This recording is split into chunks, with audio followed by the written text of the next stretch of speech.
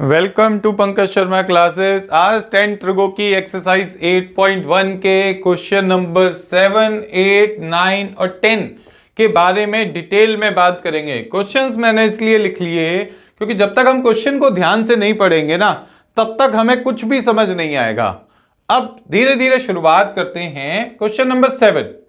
सबसे पहले तो ट्रिगो का जब भी क्वेश्चन दिया होगा वैल्यूज वाला, रेशियोज वाला, आपने सबसे पहली चीज क्या सोचनी है?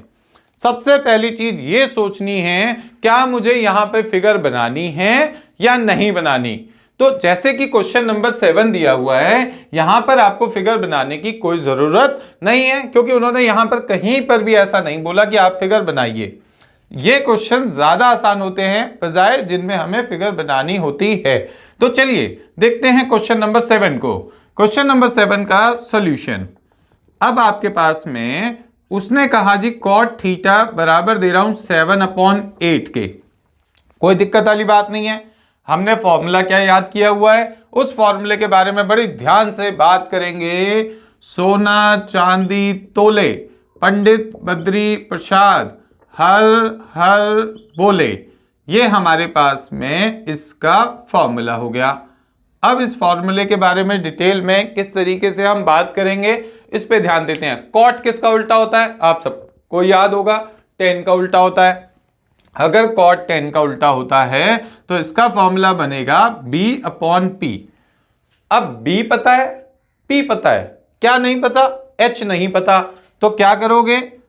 H का होल स्क्वायर, P का होल स्क्वायर प्लस में B का होल स्क्वायर।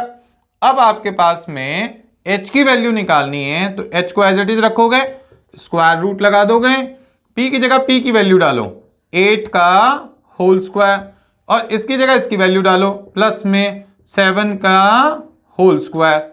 अब ध्यान दीजिए स्क्वायर रूट ऑफ ये 64 हो गया और प्लस में कितना हो गया जी 49।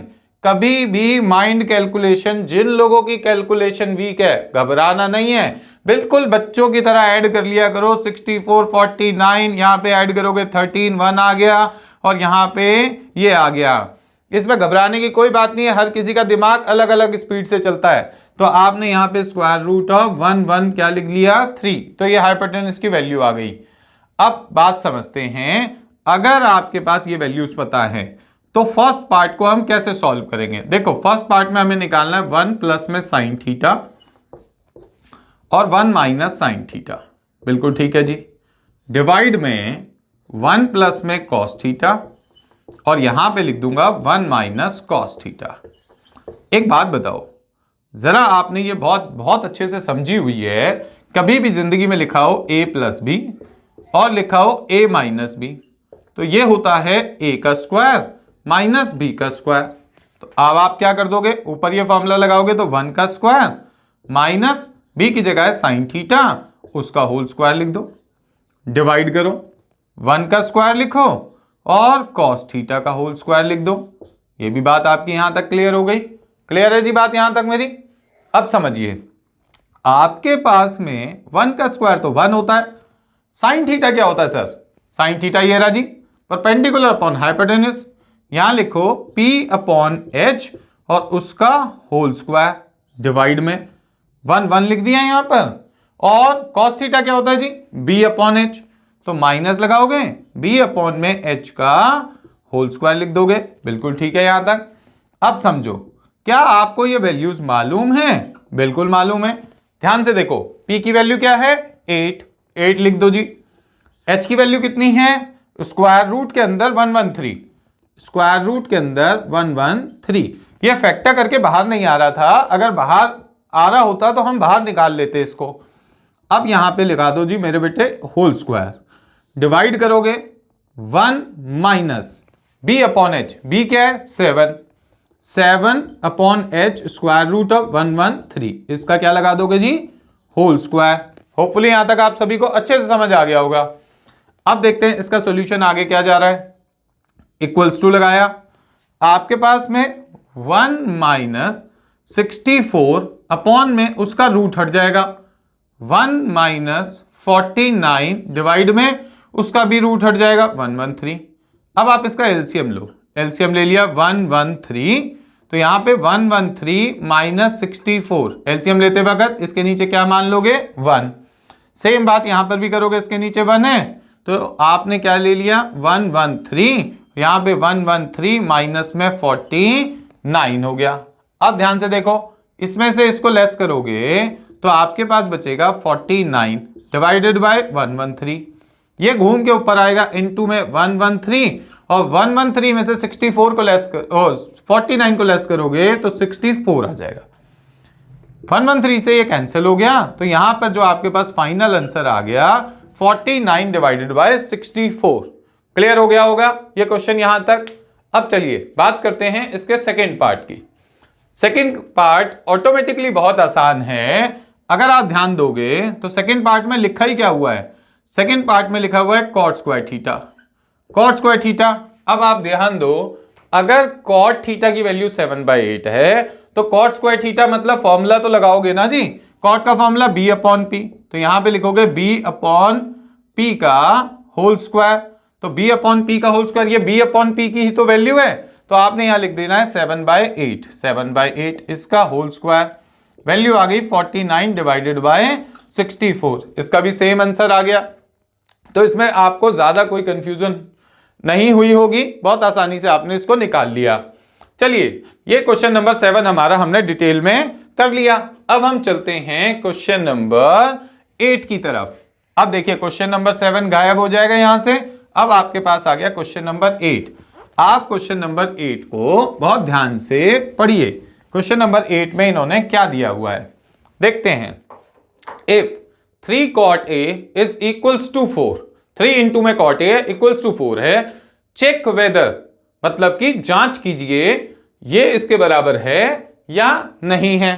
तो अगर कभी भी इस तरीके का क्वेश्चन आएगा प्रूव दैट वाला या चेक करने वाला, तो आपको LHS अलग से सॉल्व करना होता है और RHS अलग से सॉल्व करना होता है। तो देखते हैं यहां पे क्या होगा।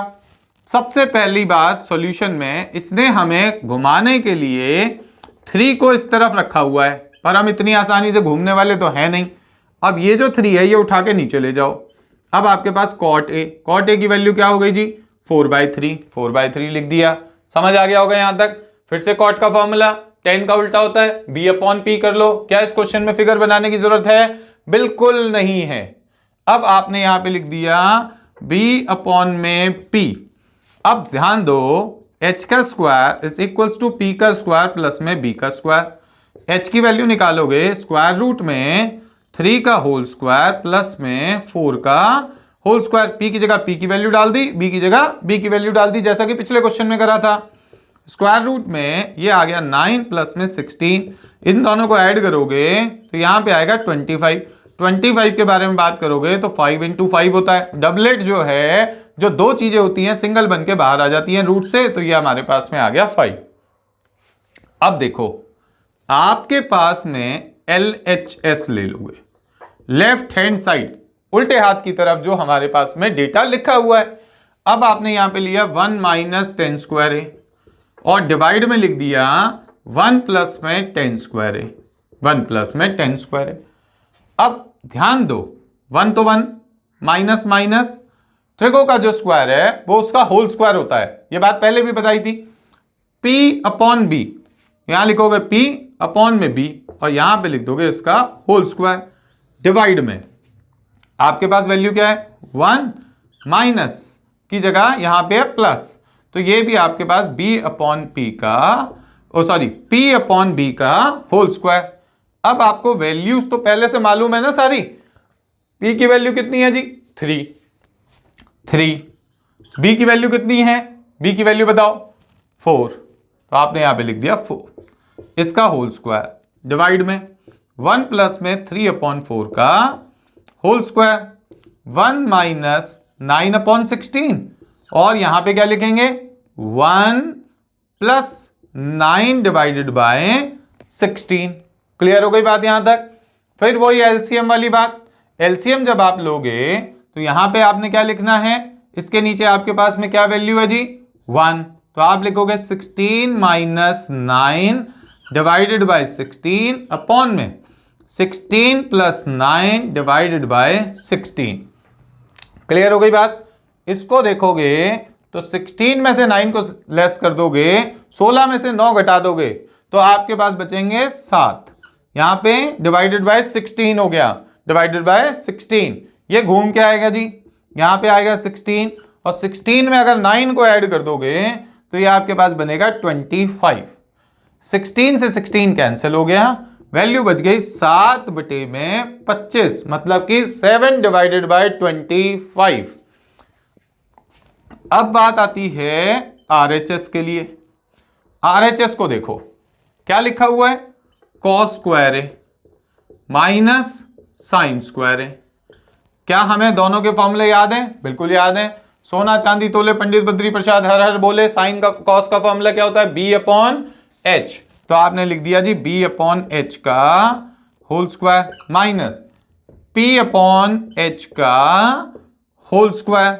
अब ध्यान दो, बी की वैल्यू क्या है इस क्वेश्चन में? 4। तो 4, एच की वैल्यू क्या थी शुरुआत में निकाली थी? 5 लिख दो, इसका होल स्क्वायर माइनस यहां पे क्या है? पी 3, यहां पे 3 लिखोगे, एच की वैल्यू 5, इसका होल स्क्वायर। यहां पर आपके पास डेटा क्या आएगा? ध्यान से करना, एक एक चीज को नोट डाउन, इस तरीके से आपने सॉल्व करना है। अब आपके पास में 16 डिवाइडेड बाय 25 आ गया, माइनस 9 डिवाइडेड बाय 25 आ गया। बेस सेम है तो न्यूमिनेटर डायरेक्ट घट जाएंगे, मतलब अगर आधार सेम हो तो न्यूमिनेटर्स को हम डायरेक्ट सब्ट्रैक्ट कर सकते हैं, माइनस कर सकते हैं। 16 माइनस 9, यहां पे भी आ गया 7 बटे में 25। तो आपने क्या लिखना है? Yes, LHS is equals to RHS। बिल्कुल सही बात है कि जो LHS है वो RHS के क्या आ गया जी? बराबर आ गया। तो होपफुली आपको ये बात मेरी यहां तक अच्छे से समझ आ गई होगी कि हमने इस क्वेश्चन को किस तरीके से सॉल्व किया है। तो चलिए आगे बढ़ते हैं नेक्स्ट क्वेश्चन की तरफ। नेक्स्ट क्वेश्चन को ध्यान से देखेंगे तो अब जो है क्वेश्चन में हमें फिगर बनाने की आवश्यकता पड़ेगी। तो सबसे पहली चीज यहां पे ध्यान से समझ लो, इस एक्सरसाइज से अगर मुश्किल क्वेश्चन अगर किसी को कहते हैं तो वो मुश्किल क्वेश्चन होता है जिसमें हमें अपनी मर्जी से फिगर बनानी होती है। उन्होंने फिगर बना के नहीं दी होती पर बनानी पड़ती है। देखिए, in triangle ABC angle B equals to 90 degree. बिल्कुल ठीक है। जब आप इसके सॉल्यूशन के बारे में बात करोगे, एक आपने राइट एंगल ट्राइंगल ले लिया जी। अब यहां पे एंगल है 90 डिग्री। A यहां पे लिख दूंगा, B यहां पे लिखूंगा, C यहां पे लिखूंगा। A और C आप कहीं भी लिख सकते हो, B फिक्स है 90 डिग्री वाला। अब इन्होंने यहां पर 10A की जो वैल्यू है वो 1/√3 लिखी हुई है। अब 10A का मतलब समझना, 10A का मतलब होता है परपेंडिकुलर अपॉन बेस। आपने लिखा परपेंडिकुलर अपॉन बेस, बट अगर एंगल A के हिसाब से सोचो तो परपेंडिकुलर क्या होगा? हाइपोटेन्यूज तो 90 के सामने वाली है। अगर एंगल A के हिसाब से सोचोगे तो परपेंडिकुलर जो है वो है BC। तो आपने यहां लिख दिया BC। अब यहां पे आप P मत लिखना। अगर यहां आप P लिख देते हो तो इसका मतलब आपने पूरे डायग्राम के लिए इसको परपेंडिकुलर मान लिया, पर वो एंगल C के लिए परपेंडिकुलर तो नहीं होगा। एंगल C के लिए परपेंडिकुलर होगा उसके सामने वाला, तो इसलिए हम यहां पर इमेजिन नहीं करते। इस बात को आप भूल जाओ। अब यहां पे एक तरीका बता रहा हूं, सिंगल कॉमा लगा लो, डबल कॉमा लगा लो। अब A के लिए परपेंडिकुलर है सिंगल कॉमा और C के लिए परपेंडिकुलर है डबल कॉमा। बिल्कुल ठीक है बात यहां तक। अब आपने BC हाइपोट और बेस क्या है जी?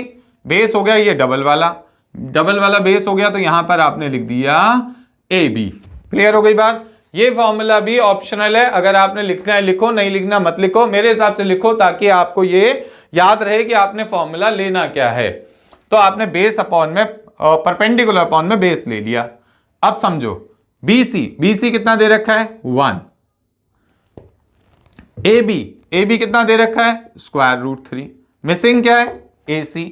अब आपने क्या करना है, इन राइट ट्राइंगल ABC, एक समकोण त्रिभुज ABC में AC का स्क्वायर इक्वल्स टू, आप यहां लिखोगे AB का स्क्वायर प्लस AB का स्क्वायर प्लस BC का स्क्वायर प्लस BC का स्क्वायर, पाइथागोरस साहब के थ्रू। अब आपके पास में ये वैल्यू आ गई, स्क्वायर हटाओगे, रूट लगा दोगे वहां पर। AB क्या दे रखा है भैया? रूट थ्री का होल स्क्वायर, BC क्या दिया हुआ है 1, 1 का होल स्क्वायर, रूट थ्री का स्क्वायर करोगे तो कितना आएगा 3, 1 का स्क्वायर 1, स्क्वायर रूट 4, 4 को क्या लिखोगे 2 इंटू 2, तो यहाँ पर वैल्यू कितनी आ गई सिर्फ 2। तो अब आपके पास में ये ट्रिपल वाला मैंने हाइपोटेन्यूज बोल दिया, तो ये वाली वैल्यू आपके पास आ गई 2। अब आपको ये भी मालूम है, ये भी मालूम है और ये भी मालूम है, तो इसका मतलब इस फिगर में अब आपको और कुछ निकालने की जरूरत नहीं है। अब आते हैं सीधा इसके फर्स्ट पार्ट पे। इसके फर्स्ट पार्ट में हमसे बोला क्या गया है, साइन ए इंटू में cos C plus cos A into में साइन सी। कंफ्यूजन वाली बातें हैं, ध्यान से समझना। साइन फॉर्मूला वो यूज करोगे, नाम यहां से लोगे। साइन ए का मतलब क्या होता है, परपेंडिकुलर अपॉन हाइपोटेन्यूज। परपेंडिकुलर क्या है, ए के लिए परपेंडिकुलर क्या है, ये रहा BC। हाइपोटेन्यूज क्या है, हाइपोटेन्यूज देखोगे तो AC, AC बिल्कुल ठीक है, ये बात यहां खत्म हो गई। एंगल C के अकॉर्डिंग यहां खड़े हो जाओ चुपचाप जाके। एंगल C पर B अपॉन H लिखते हैं। एंगल C के लिए बेस क्या होगा, ये वाला होगा ना बेस BC, तो आपने यहां पे लिख दिया BC। हाइपोटेन्यूज उसके लिए भी AC है तो AC लिख दिया। बात समझ गए या नहीं समझे। अब जाकर के आप चुपचाप खड़े हो जाओगे किस पे, A पर। A के बाद इंतजार करोगे किसकी वैल्यू निकालनी है, cos A की। अगर मुझे cos A की वैल्यू निकालनी है तो cos का फॉर्मूला क्या होता है, B अपॉन H। तो एंगल A के लिए बेस कौन सा है, एंगल A के लिए बेस है AB, तो आपने यहां लिखना है AB। और हाइपोटेन्यूज कौन सी है, वो तो AC ही है। हाइपोटेन्यूज फिक्स है इस फिगर की। अब ये जो H है ना, ये तो फिक्स है। अब समझो साइन C के लिए यहां खड़े हो, अब इसके लिए परपेंडिकुलर कौन सा होगा, AB, तो आपने यहां लिखना है AB अपॉन में AC। होपफुली आपको ये बात यहां पर अच्छे से क्या आ गई होगी, समझ आ गई होगी। अगर आप यहां पे P और H वाला फॉर्मूला इस्तेमाल करोगे तो लिखने का जो प्रोसीजर है ना वो गलत हो जाएगा, तो ये बात आपने यहां पे याद रखनी है। अब आपके पास में यहां पे ये क्या हो गया, BC अपॉन में AC का होल स्क्वायर प्लस में AB डिवाइडेड बाय AC का होल स्क्वायर। अब समझो BC की वैल्यू क्या आपको मालूम है, ये रही 1, तो ये 1 अपॉन में 2 का होल स्क्वायर हो गया, प्लस में AB की वैल्यू कितनी थी, स्क्वायर रूट 3 अपॉन 2 का होल स्क्वायर लिख देंगे।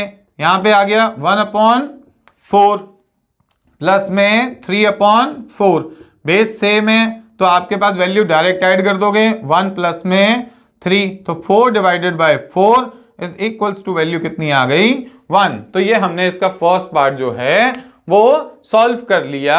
आपको होपफुली यहां पर अच्छे से समझ आ गया होगा। अब आपने क्या करना है, इसके सेकंड पार्ट को सॉल्व करना है। तो देखते हैं इसके सेकंड पार्ट में हमें क्या करना है और किस तरीके से करना है। अब सेकंड पार्ट में भी बिल्कुल सेम प्रोसीजर है, cos A इंटू में cos C minus sine A into में साइन C। ये वैल्यू आपके पास लिखी हुई है। cos A के बारे में सोचो, A पे जाके खड़े हो गए, cos होता क्या है B अपॉन H। A के लिए B क्या होगा, मतलब बेस क्या होगा, ये वाला AB लिखोगे यहां पर, अपॉन में क्या लिखोगे AC, हाइपोटेन्यूज हो गई ना। B अपॉन H का मतलब बेस अपॉन हाइपोटेन्यूज।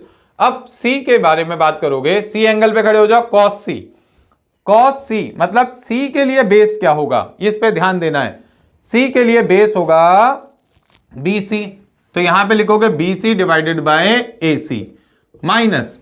अब साइन A के बारे में बात करते हैं। साइन A के बारे में, साइन का फॉर्मूला होता है परपेंडिकुलर अपॉन हाइपोटेन्यूज, तो परपेंडिकुलर अपॉन हाइपोटेन्यूज, तो A के लिए परपेंडिकुलर है BC और हाइपोटेन्यूज क्या है AC, बिल्कुल ठीक है। उसके बाद में अगर आप बात करोगे साइन C की, ये हमारे पास में साइन C है, अगर ध्यान दोगे इसके लिए परपेंडिकुलर तो AB अपॉन में AC, तो ये बात यहां पे आ गई।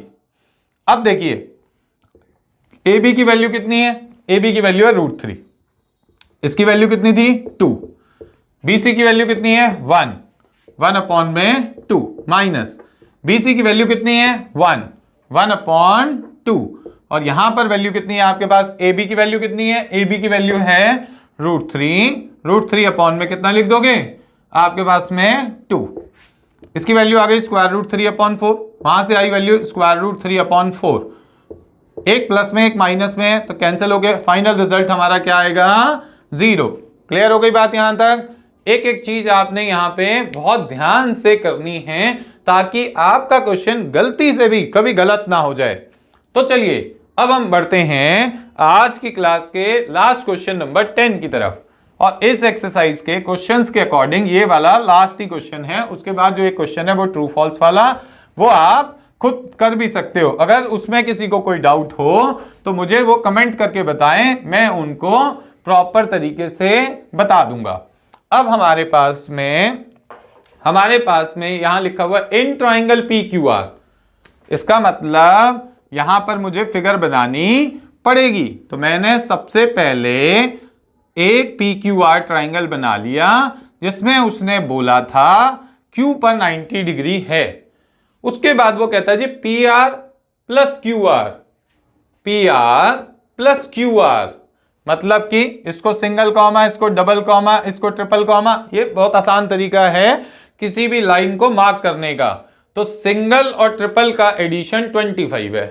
उसके बाद में पी क्यू बराबर आपको दे दिया 5 सेंटीमीटर। अगर ये 5 सेंटीमीटर दे दिया तो आप क्या करोगे, यहां पर लेट करोगे Q R is equals to X centimetre. ये मान लिया आपने एक्स सेंटीमीटर।